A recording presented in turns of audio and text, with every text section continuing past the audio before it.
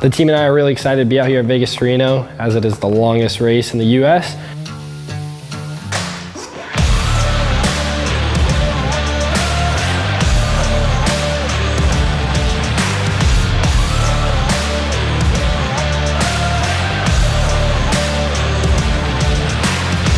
This year's Vegas Reno, we decided to bring out our 42, the Pro NA car. Since our trophy truck was getting close from all the testing and R&D we've been doing with the truck, we were getting close to timing out the motor, as we are currently leading the championship in the unlimited truck. And so we decided to use this race as a throwaway and save our motor for Laughlin. Let's do this! I'm gonna let it out!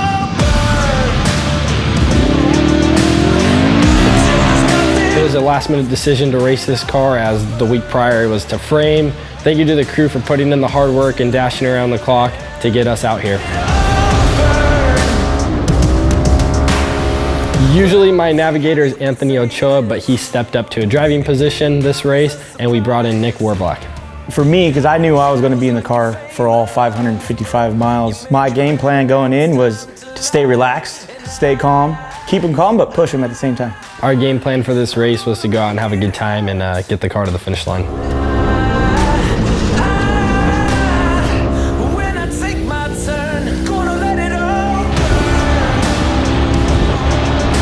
We were pushing really hard. I was driving as fast as the car would allow me to drive.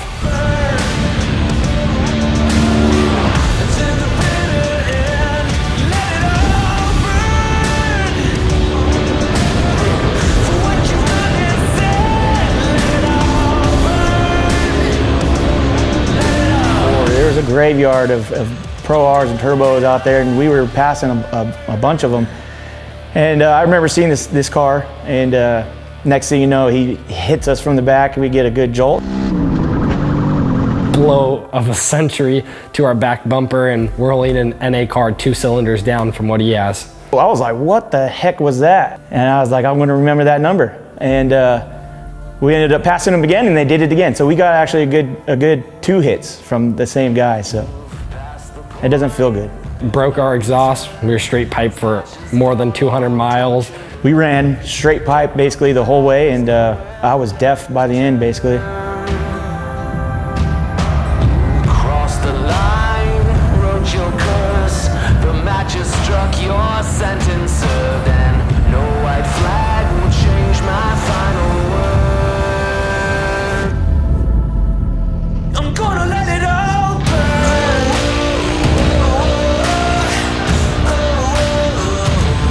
Let it all burn. Let it all burn. Till there's nothing left. Let it all burn. Till the bitter end. Let it all burn. Well, I don't see how you could save this. It didn't come as a surprise. You hide in shadows like you're famous, but you made your bed and now it's time to lie. And Our driver change at pit 6 took a little longer than usual, since Anthony Ochoa only has one hand. Working just great. So it was like a mad dash to get me in my suit.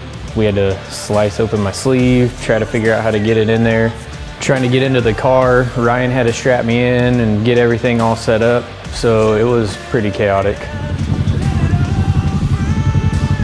Taking off out of the pit, the car felt really good. I had Nick kind of give me a rundown on everything that was happening before, and then I had, my own mental notes from being in the pits before. We just kind of ran with it.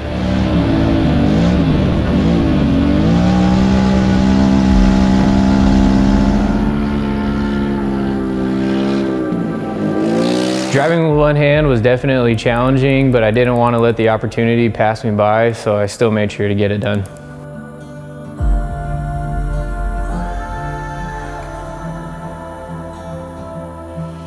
you've passed the point of no return. As ashes fall on tortured earth. Don't look back, there's no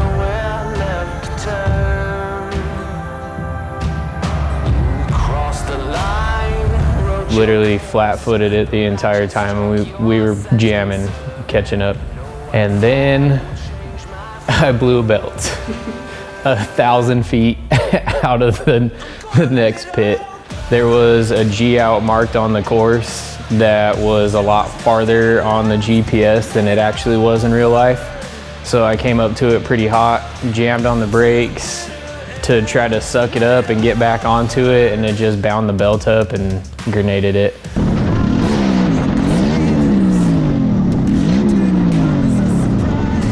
Nick had to hammer down and get that belt swapped as quick as possible. We were back on the road. Now it's time to lie and lie. Back to being flat-footed. We pushed as hard as we could. We were starting to run into the night. It was getting pretty dark. My main focus was keep the car together. We're out here at pit 10 at Vegas Reno. It's been a difficult day. We can't contact them. Radios are a little acting up right now, like always. Ocho is about to come on in over here with his one hand and his other in the cast. He's been driving with one hand all day. He's been killing it. And yeah, we're gonna give him a quick splash of fuel, check out what happened, why they stopped, maybe a new belt or a re-rack on tire, and then yeah, we'll be on our way to the finish line. So running into the night, steering wheel comes off. We had to make a quick stop at pit 10.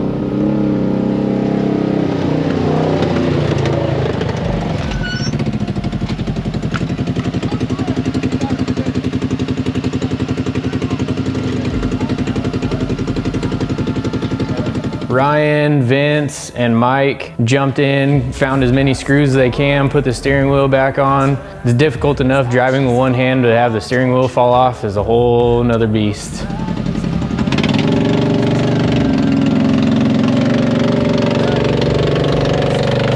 We fueled, fixed the steering wheel problem, and off we went.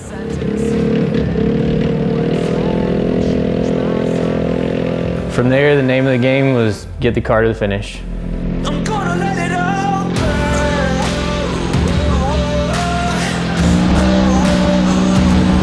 Let it all. The last, I would say 30 miles that's the roughest part every time of Vegas to Reno, and I can tell I was starting to get a little bit sleepy being in the car for 15 hours total at the end. Coming into the finish, seeing the crew, seeing everybody stoked that we made it all worth it, knowing that we conquered all the problems and the longest race in the United States.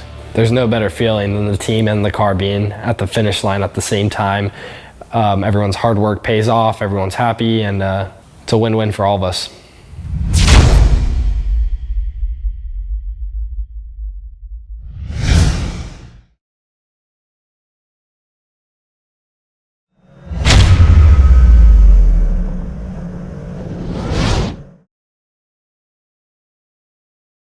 What do you think about Ryan Prosser's driving skills?